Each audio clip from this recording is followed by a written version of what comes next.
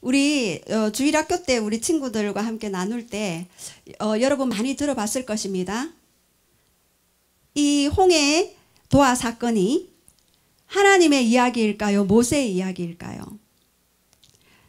대부분 우리 친구들은 모세의 이야기라고 이야기를 하죠. 예, 맞습니다. 그러나 더 한 차원 올라가서는 하나님의 이야기입니다.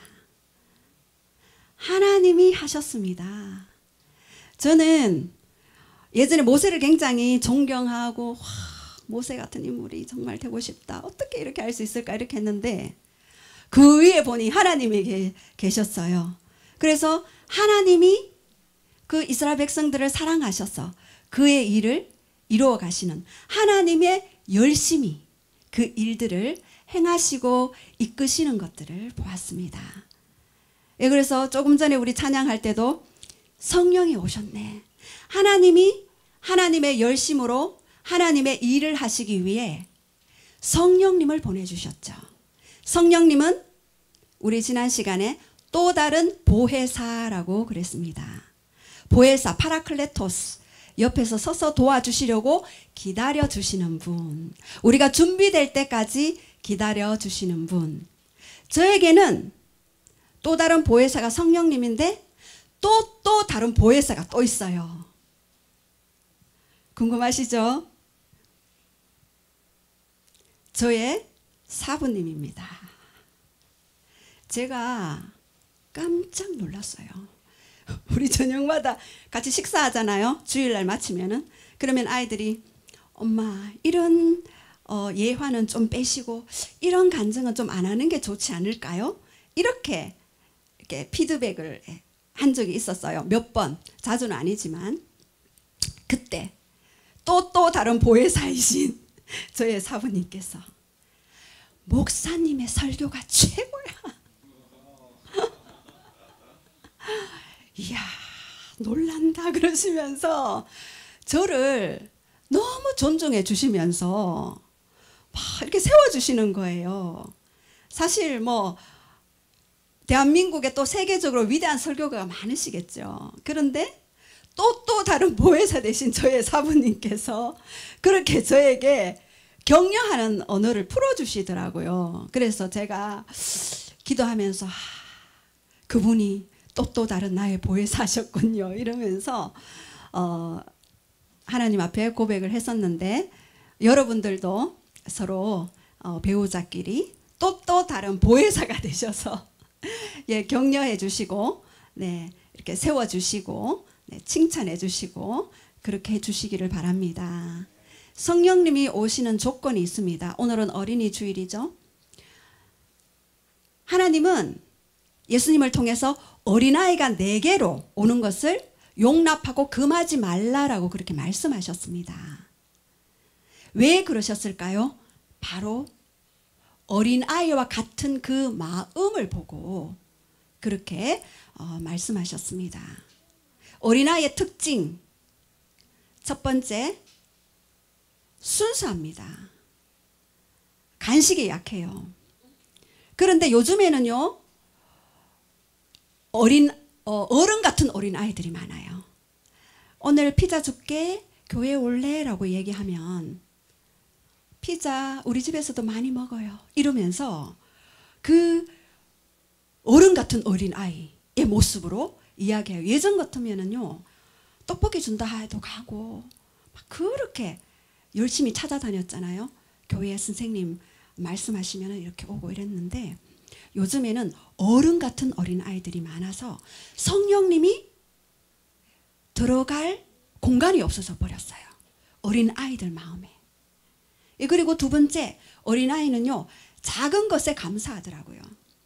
스티커 하나 줘도 굉장히 좋아하고 기뻐해요. 그래서 제가 예전에는 스티커를 많이 사 모았죠. 아이들 만나면은 이제 스티커를 주려고. 작은 것에 감사하죠. 그런데 어른들은 어때요? 스티커 주면은 별로 네, 기뻐하지 않죠. 네, 한 몇 억 줘야 기뻐할 것 같아요. 네, 이렇게 어린아이와 같은 그 순수한 마음에 성령님은 좌정하시고 또 그와 함께 대화하시고 또 교제하시고 또 그의 비밀을 말씀해 주실 수가 있습니다. 또 어린아이들은 작은 것에 기뻐하죠. 얼마나 기쁨이 충만한지 몰라요.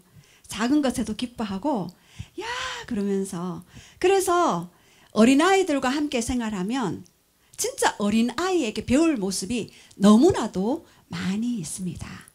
그래서 오늘 여러분들이 어린이 주일을 맞이하여 집에 가셔서 어린아이들에게 칭찬해 주시고, 또한 그들에게 원하는 선물 한 가지씩 해주시기 바랍니다. 우리 친구들 너무나 좋죠? 네. 오늘 저는 제가 치유 사역을 하고 또 상담 사역을 하면서 안타까운 일들을 너무나도 많이 봅니다. 왜냐하면은 딱 이분이 기도 제목을 딱 얘기할 때 직감적으로 이 기도는 이루어지는 기도다. 이 기도는 시간이 좀 걸리겠네. 이 기도는 좀 어렵겠네. 이게 탁탁탁 느껴져요. 왜요? 벌써 그분 안에 있는 그런 믿음과 그분 안에 있는 그런 어떤 하나님에 대한 사랑, 이런 부분들이 많으면 많을수록, 또 갈망하면 또 더 갈망할수록, 또 하나님은 그분을 사랑하시기 때문에 이미 그 기도는 응답하시고 접수하셔요. 그런데 때로는 영적인 공격으로, 때로는 내 마음 안에 믿음의 연약함으로, 때로는 두려움으로 시간이 좀 걸리는 경우가 많이 있습니다. 그래서 그것을 세워가면서 사역을 해야 되니까 시간이 좀 필요하고 또 분별이 필요한 부분들이 너무나도 많이 있습니다. 그래서 여러분들도 오늘 말씀을 묵상하면서 함께 어떤 기도로서, 어떻게 하나님과 동역함으로써 그 하나님 나라의 일들을, 하나님 나라의 일이 곧 나의 일이 되어지죠. 또 나의 일이 하나님의 일이 되어져 버려요. 우리가 기도하는 그 순간 나의 일은 하나님의 일로 접수가 되어지고 즉시 천사들을 파송하셔서 그 일들을 이루어 가십니다. 그래서 오늘 말씀을 함께 나누면서 하나님 안에서 나의 정체성은 어떤 정체성을 가지고 있는지, 그리고 하나님은 이스라엘 백성을 위해서 어떻게 하나님의 열심으로 그 일들을 행하셨는지, 그러한 부분들을 우리가 좀 함께 나누기를 원합니다. 우리는 부르짖을 때가 있고요, 또 명령할 때가 있고 하나님께 순종의 어떤 행동을 할 때가 있습니다. 그러한 기도에 대한 그런 분별을 통하여서 우리가 이 시즌에는 하나님께 순종하는 시즌이구나, 이 시즌에는 부르짖을 시즌이구나, 또 이 시즌에는 명령하고 선포해야 할 시즌이구나를 명백하게 분별하여서 우리가 더 하나님과 동역하는 그 자리에 서기를 원합니다. 출애굽기는 구약의 복음이라고 할 수 있습니다. 이스라엘 백성들이 430년 동안 노예로, 바로의 압제하에서 노예로 있다가 이제 출애굽하는 그 사건은 바로 우리가 바로와 같은 사단의 에게 종로로 다다가 새 출애굽의 주인 되신 예수 그리스도를 통하여서 우리가 출애굽 하여서 그의 사랑의 아들의 나라로 옮기우는 사건, 그것을 예표적으로, 예언적으로, 표징적으로 보여주는 것이 바로 출애굽기입니다. 그래서 저는 출애굽기를 너무 좋아해요. 광야 생활은 좀 그렇지만 출애굽기는 너무나 좋습니다. 그래서 오늘 말씀에 보면은요, 하나님은 출애굽한 백성들을 이제 인도해 가시는데요. 사실은 모세가 인도하는 것 같지만 하나님이 인도해 가시는 거죠. 모세는 단지 하나님의 음성에 순종할 때는 하나님의 일들이 빨리 진행되어지고, 저는 여러분 성경 보시면서 저는 조금 하나님 앞에 질문 드린 게 있어요. 뭐냐 하면 아브라함에게 창세기 15장에 햇불 언약을 하시면서 네가 400년 동안 너의 자손이 애굽에 압제하에 있다가 한 민족이 되어서 이끌어 나오리라 했는데 사실은 430년 기간이 있었거든요. 여러분 그거에 대해서 조금 의문점이 있지 않았나요? 제가 계속 그 부분에 의문이 있었어요. 하나님 왜 30년입니까? 30년에 그 잃어버린 시간이 왜 잃어버렸고 왜 지체되었습니까? 분명히 아브라함에게 400년이라 그랬는데 30년이란 그 시간. 저는 그 시간들을 이렇게 보면서 하나님이 모세를 찾는 시간이었구나. 모세와 같은 자들. 또는 하나님이 모세를 훈련시키는 그 시즌이 이렇게 좀 지체된 그런 시즌이었구나. 그리고 또 이스라엘 백성들이 부르짖는 그런 시즌과 타이밍이 좀 시간이 지체되었구나. 저는 하나님은 항상 정확한 타이밍입니다. 그런데 우리 인간과 동력하시기 때문에 우리가 준비되어질 때까지 항상 하나님은 기다려 주시는 분이기 때문에 그런 로스되는 시간, 잃어버린 시간들이 있지 않을까라는 그런 생각을 해봅니다. 여러분은 그런 생각 해보신 적 없으세요? 근데 여러분들은 믿음이 너무 좋으셔서 그냥 있는 그대로 믿으시지만 저는 항상 하나님께 약간 의문스러운 거는 계속 묻고 이렇게 좀 묵상을 하는 그런 시간들이 되는데요. 사실 애굽에서 가나안으로 가는 길은요. 가장 빠른 길이 지중해 연안에 블레셋 족속이 사는 가사 지방을 통해서 지중해가 북쪽에 있거든요. 그 지중해 연안을 통해서 가는 시간이 4일이면 가요. 가장 빠른 시간이죠. 그런데 하나님은 그 길을 선택하지 않으시고 다른 길로 인도하셔요. 그 시나이 반도 밑에 있는 시내산을 경유해서 가는 그 광야의 그 길을 인도해 주시죠. 아마 블레셋 그 길보다 한 6배나 많은 시간이 드는 그러한 시간이었죠. 결국 그 시간도 40년이나 걸렸지만 근데 오늘 말씀에 보면은 이 광야로 가는 또 여정 가운데 광야로 또 바로 인도하지 않고 오늘 보면은 바하히롯이라는 그곳으로 다시 인도하셔요. 여러분 하나님이 항상 지름길로 인도하지 않으시고 뭔가 다른 길로 인도하시는 데는 이유가 있어요. 이스라엘 백성에게는 블레셋 족속을 보면은 블레셋 알죠? 다윗 블레셋 족속과 싸웠잖아요. 철병거를 가지고 있고 얼마나 거대한 족속입니까? 그런데 이제 갓 탈출한 이스라엘 백성들은 아무런 무기도 없고 아무런 가진 훈련된 그런 군대 또한 조직 또는 무기도 없습니다. 근데 만약에 오합지졸인 이 노예 생활 하다가 갓 온 이스라엘 백성들이 블레셋 족속을 보고 무서워서 다시 애굽으로 갈까봐 하나님은 그 길로 인도하지 않았습니다. 여러분 초신자 때요. 하나님은 기도를 굉장히 즉각적으로 많이 들어주시죠. 어려운 어떤 영적 전쟁들은 조금 이제 가나안 땅 정도 진입할 때에 전쟁들을 치르게 하십니다. 훈련하고 난 이후에. 초신자들은 기도를 너무나 잘 응답해 주십니다. 제가 그 얼마 전에 예수님을 영접한 분이 계셔요. 그분하고 이제 전화로 이제 기도하는 시간이 있는데 그분이 놀랍게도 지난주 금요일 날도 기도하시는데 기도가 다 끝났어요. 제가 하나님과 함께 이분과 함께 보좌로 올라가서 전화로 기도를 하는데 그 보좌에서 이분이 예수님과 함께 어디를 갔는데 예수님과 천사들과 함께 어디를 갔는데 고아들을 먹였대요. 고아들을 먹이고 그 고아들을 얼굴을 닦아주고 다시 보좌에 왔는데 천사들이 밥상을 이렇게 차려주더래요. 그래서 그 밥상을 맛있게 먹고 그리고 그분이 그의 종양이 컸었는데 굉장히 점처럼 남아있거든요. 그런데 그 종양조차도 이제는 사라졌다라는 그 감동을 싹 주시더래요. 그러면서 제가 예수님의 이름으로 기도드렸습니다 라고 기도를 끊었는데 이분이 아무 말씀이 없는데 20분 동안을 더 기도하신 거예요.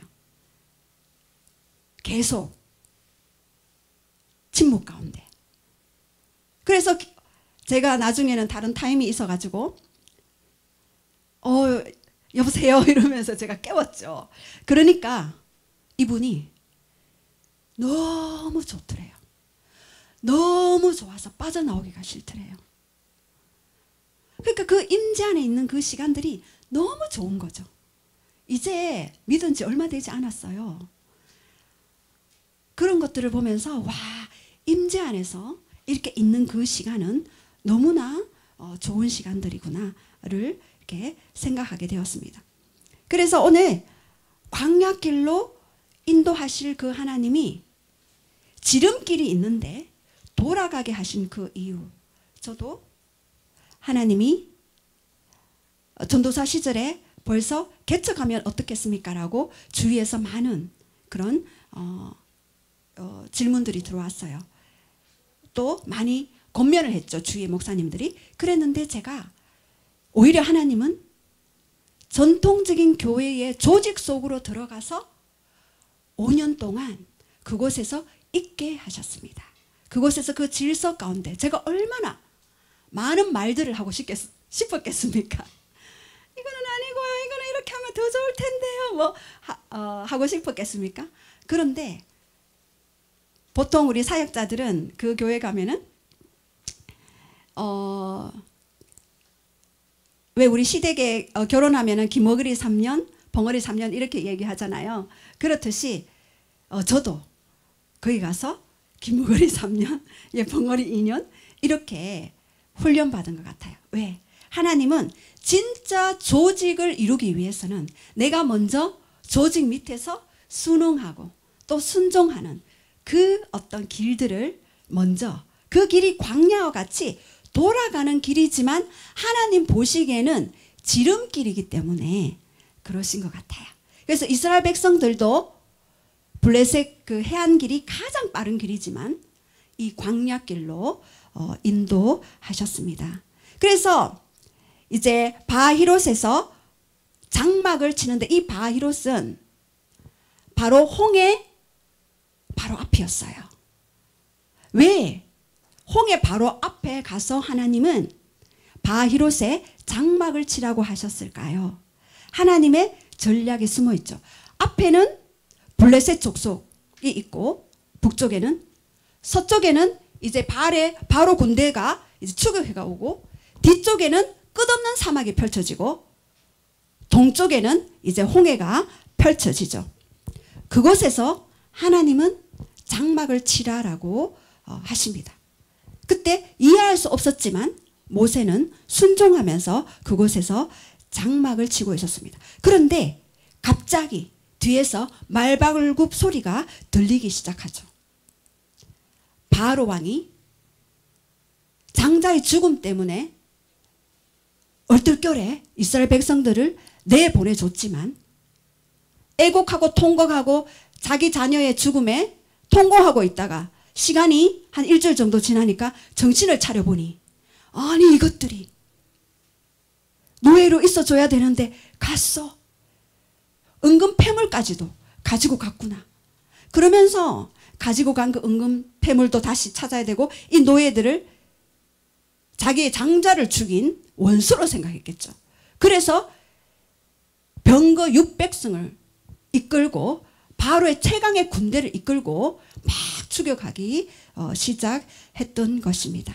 이제 이스라엘은 사면 초가가 되었죠. 그때 오늘은 읽지 않았는데 출애굽 14장 10절에 보면은 애굽 사람들이 바로 뒤에 미친지라 바로가 바로 뒤에 미쳤어요.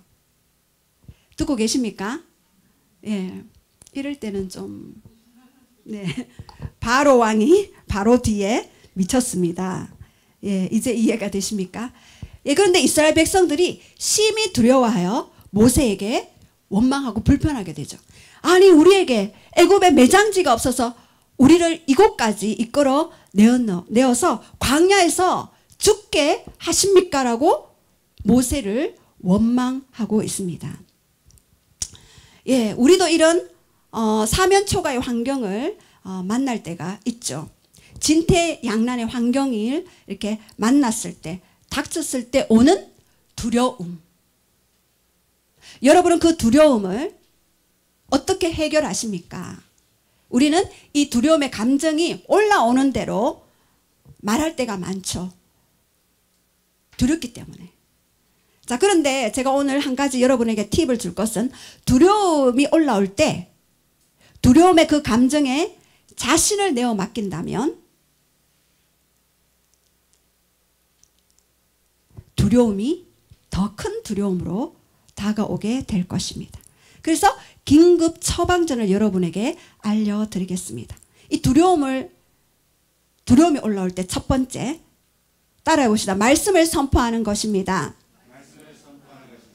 예, 요한일서 4장 4절에 자녀들아 너희는 하나님께 속하였고 그리고 또 그들을 이기었나니 너희 안에 계신 이가 세상에 있는 이보다 큽니다. 우리 한번 따라해 볼까요? 너희 안에 계신 이가 세상에 있는 이보다 크십니다.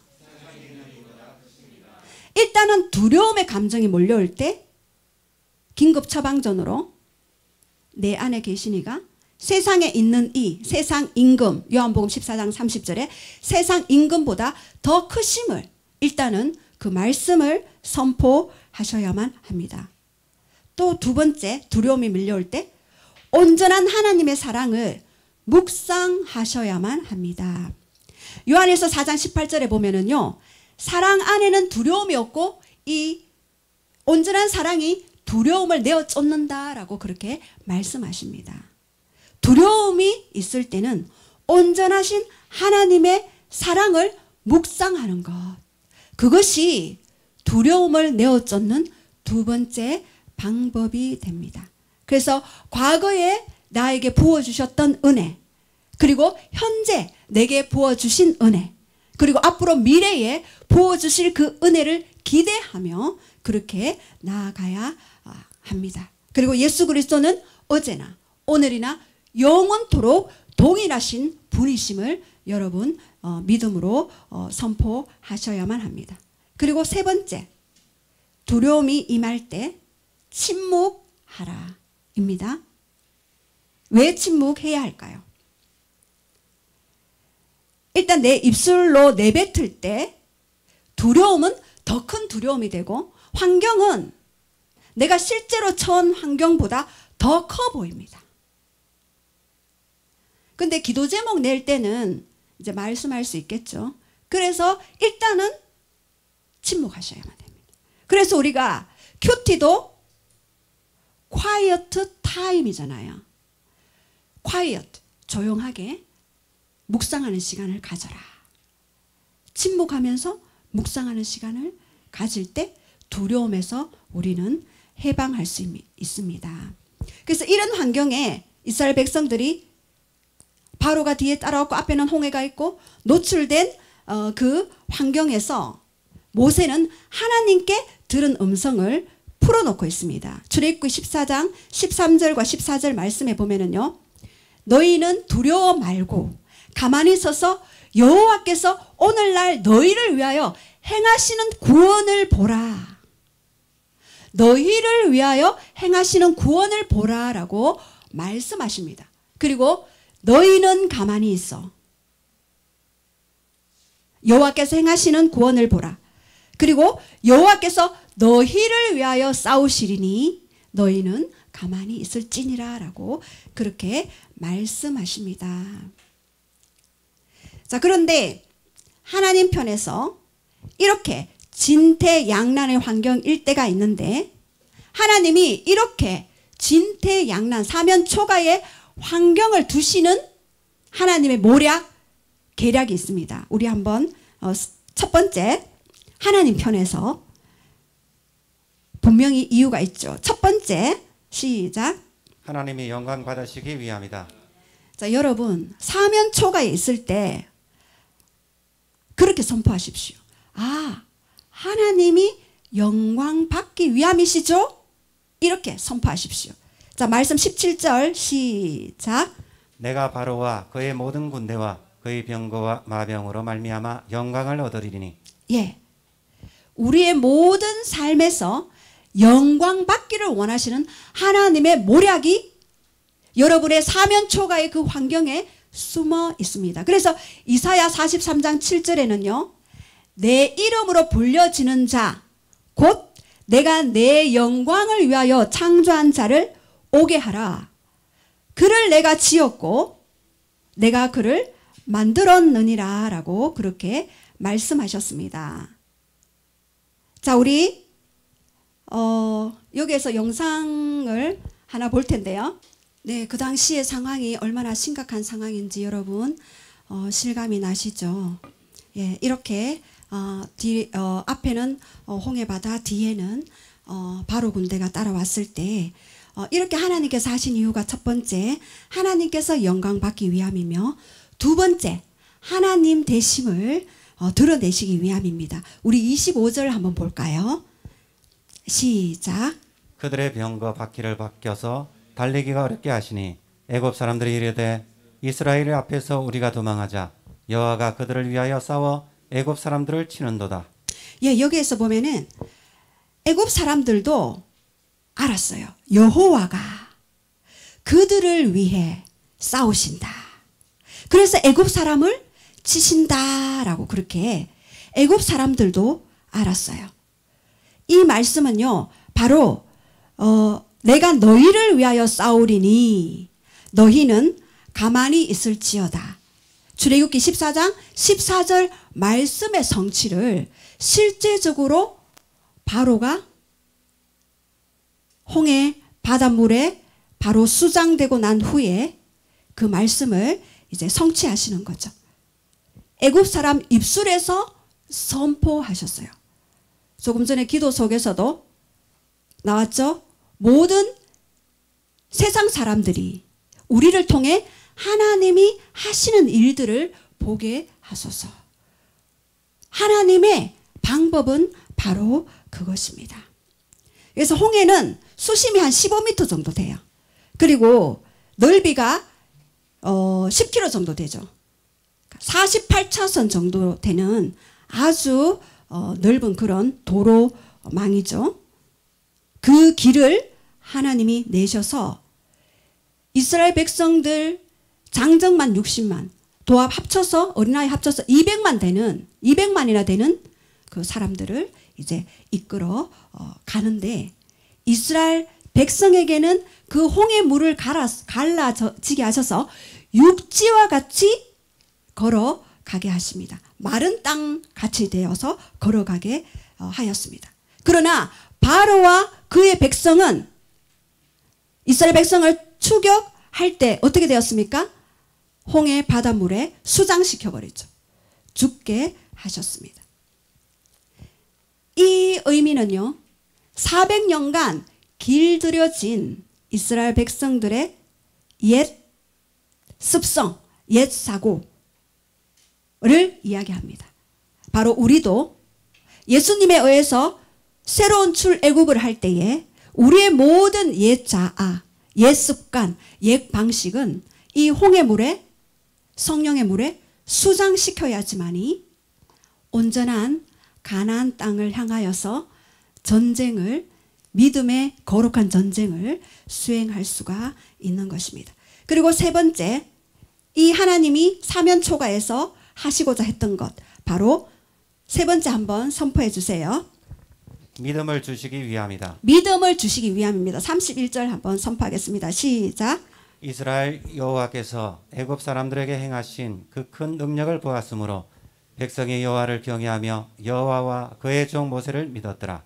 예, 여기에서는 하나님을 경외함으로써 하나님에 대한 믿음이 더욱 자라나며 그렇게 친밀해질 수 있도록 하나님이 그렇게 믿음을 주시기 위해서 그렇게 하셨습니다.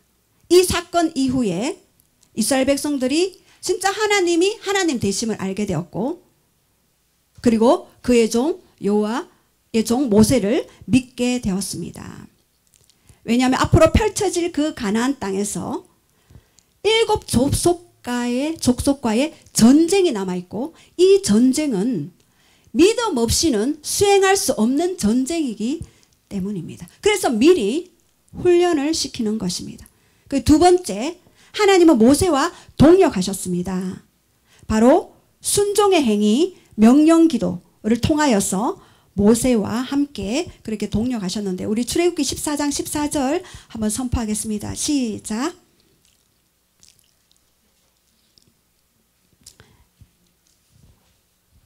여호와께서 너희를 위하여 싸우시리니 너희는 가만히 있을지어다. 예, 예. 그리고 출애굽기 14장 15절과 16절 시작. 너는 어찌하여 내게 부르짖느냐? 이스라엘 자손에게 명령하여 앞으로 나아가게 하고 지팡이를 들고 손을 바다 위로 내밀어 그것이 갈라지게 하라.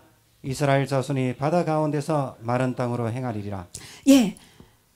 하나님이 지금은 이스라엘 백성들이 막 사면초가에 있으니까 부르짖었죠. 지금은 부르짖을 때가 아니다. 지팡이를 들고 손을 내밀어 갈라지게 하라. 갈라지게 하라라고 하셨습니다. 하나님이 가르신 것이 아니라 모세에게 갈라지게 하라라고 그렇게 말씀하십니다. 갈라지게 하라. 베카에후의 기본형 바카라는 단어는요, 쪼개다, 닫힌 것을 열다, 그리고 알을 깨다, 쪼개다, 열다, 깨다라는 그런 단어입니다.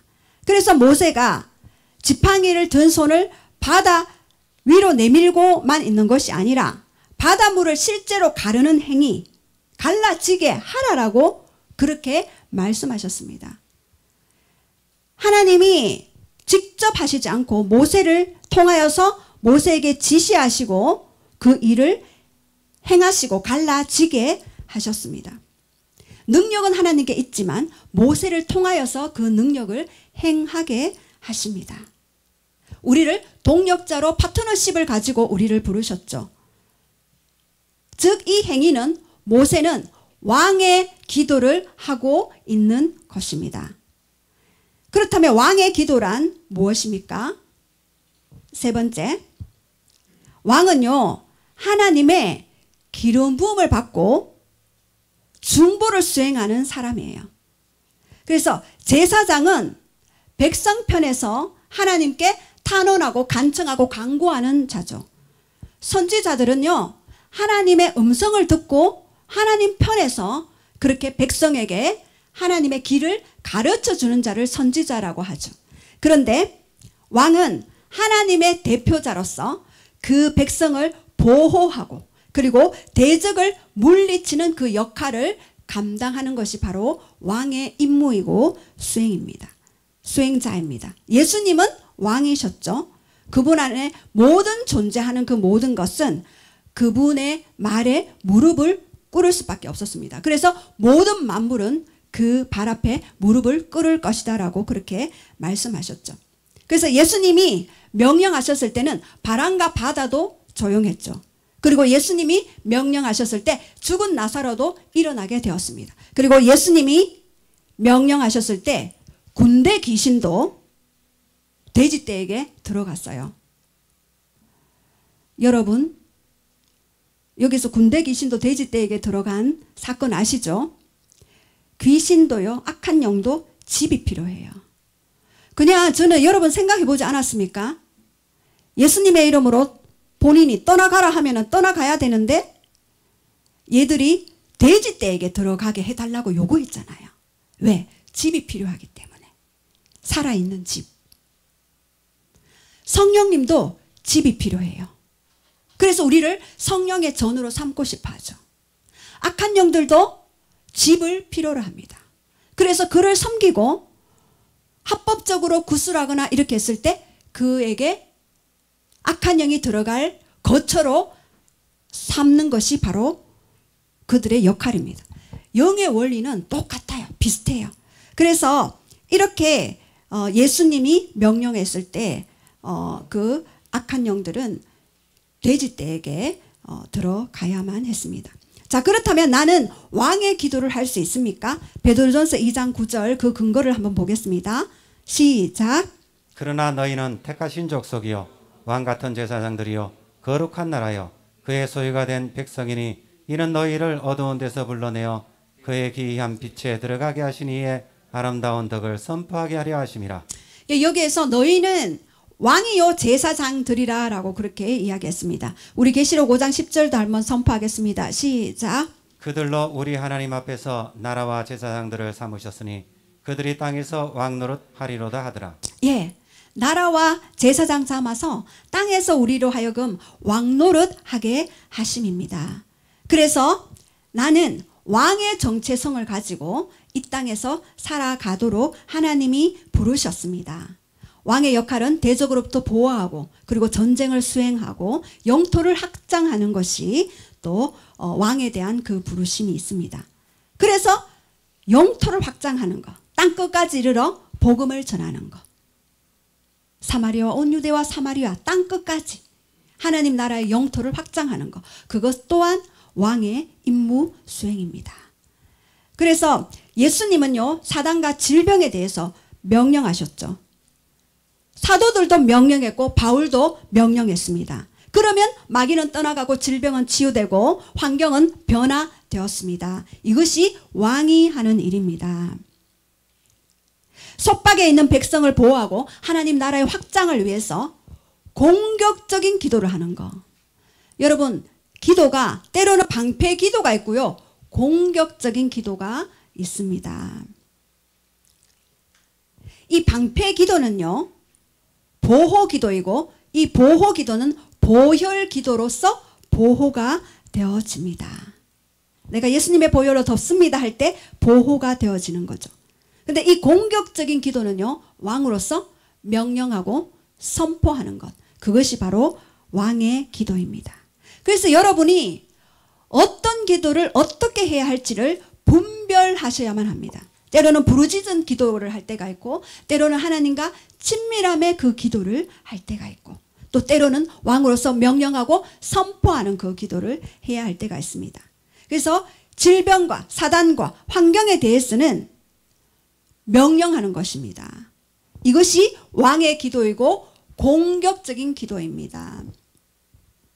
여러분이 삶에서 그것을 꼭 이루시기 바랍니다. 선포하시기 바랍니다. 그래서 저는 뼈가 어긋났거나 어떤 질병이 있을 때는 명령 기도를 합니다. 주님 이렇게 해주세요라고 하지 않고 뼈는 맞춰질지어다, 이렇게 뼈를 향하여 명령합니다. 그러면 그 뼈들이, 모든 만물이 예수 그리스도의 발 앞에 굴복하기 때문에 그 뼈들이 실제로 움직여지고 맞춰지는 것입니다.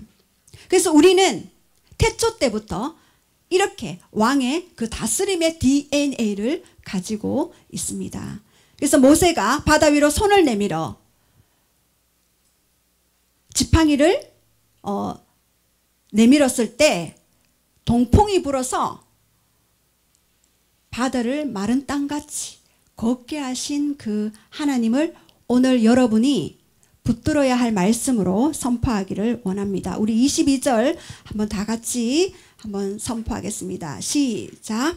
이스라엘 자손이 바다 가운데를 육지로 걸어가고 물은 그들의 좌우에 벽이 되니. 예, 여러분 앞에 바다와 같은, 홍해 바다와 같은 거대한 환경이 놓여져 있습니까? 이스라엘 백성들이 두려워했죠? 때로는 그 두려움 속으로 밀어넣어요, 하나님이. 다른 방법으로 역사하셔요. 홍해 갈라지는 방법으로. 그리고 홍해 그 끝에 가나안이라는 새로운 땅을 준비시키고 계심을 믿으시기 바랍니다.